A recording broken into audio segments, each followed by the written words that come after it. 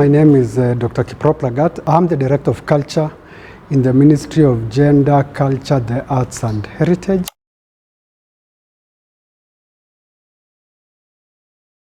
Well, the ministry does a lot of things with regard to promoting the cultural diversity of this country. First is the ministry is responsible for matters language policy, and language is a vehicle through which culture is carried forward.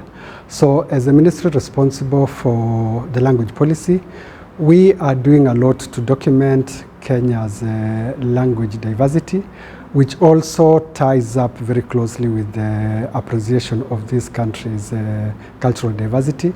Secondly, we've also developed a national policy on culture and heritage, which also covers various aspects of cultural diversity, cultural elements, cultural interactions, and I think that goes a long way into doing that.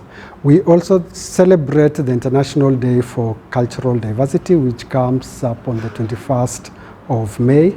And as a State Department, we've been at the forefront of bringing together different cultures to celebrate that day as a way of also using cultural diversity to promote our own identities and national cohesion.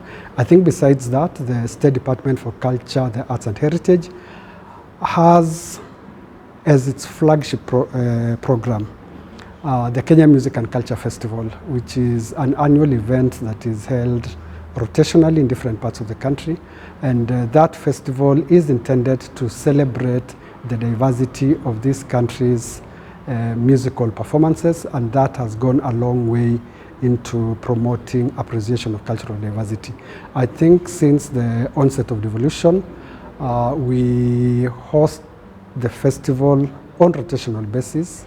Last year it was in Makueni, a year before it was in Mombasa, and when people travel from one end of the country to another end of the country, there are so many things that they get to learn.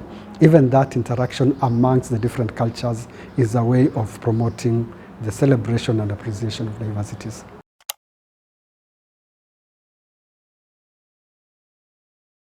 Currently, as a country, we do not have a policy or legal framework to promote questions of restitution. It is a very current matter, and we've had engagements with different stakeholders, and we believe it is high time this country develops such a framework. And through this engagement today, I believe it is the beginning of the journey towards actualizing the establishment of a policy and legal framework towards restitution. So it is something that we are committed, and we envisage having it in the next, maybe within the year.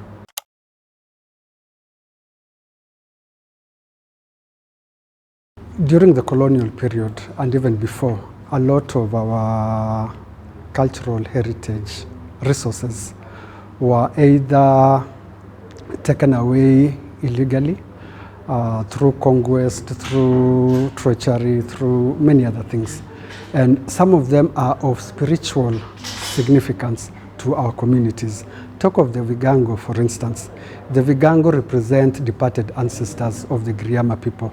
And through research, through interactions with members of the community, some of them have ascribed some of the misfortunes that they have had, such as failure of crops, death of animals, family members dying in circumstances that are not very clear. Some have ascribed that to the fact that they've lost touch between the living generation and those who are dead. And therefore, by bringing back some of those sacred commemorative items, it is a way of reinstating their links, their spiritual links with the ancestors. So that is important. Secondly, there is an element of financial gain. Some of these objects, wherever they are, maybe in the Western Hemisphere, people visit some of those cultural institutions because of those artifacts that were taken from this continent. So by bringing them to Kenya, I see an opportunity for us to also promote cultural tourism using those items. Thirdly, I may want to talk of national identity and pride.